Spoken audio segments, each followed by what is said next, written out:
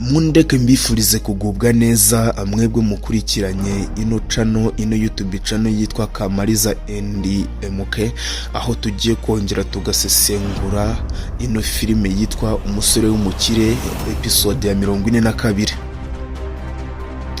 Ubu nagira ngo mbabwire yuko size ngizi duhuriye ahangaha, mbagira ngo mbabwire yuko umusore witwa MK watoraguwe n'abari abana ba Mama Diane ubu ngubu yarangije kuba urusobe muri ino filime y'Umusore w'Umukire. Size ngizi murabyibuka yuko umwe mu batoraguye uriya muhungu nyiri company ariwe witwa MK Umusore w'Umukire, byarangiye bari abana b'abakobwa bose bamutoraguye bamukunze, ariko harimo uwo bita Diane amukunda kurusha Keti.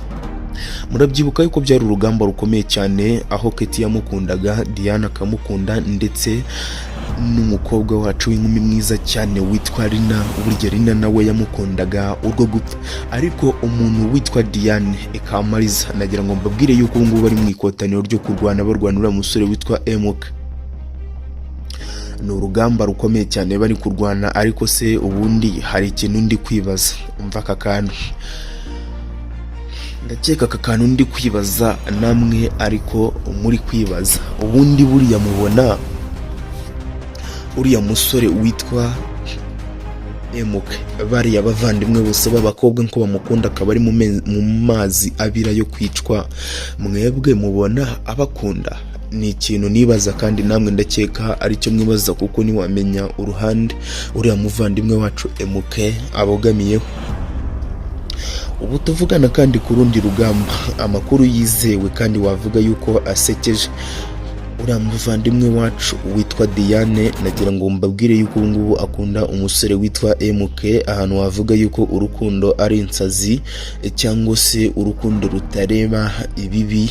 Buriya nanone reka nongere nkubwire, nukunda umuntu nibizigere bikubangamira nugirwa n'umuntu ugukunda, kuko buriya urukundo ni ikintu kizana mu muntu. Rero nagira ngo nkubwire ngo ugira amahirwe arakundwa. Kandi nanone dukomeje kino kiganiro cy'isesengura ino filime y'umusore witwa MK w'Umukire, kugira ngo mbabwire yuko ubu ngubu tuvugana umuvandimwe witwa Diane yarangije kubona green card imwemerera kujya hanze, ariko yanze kujya hanze avuga yuko atazigera asiga umusore witwa MK.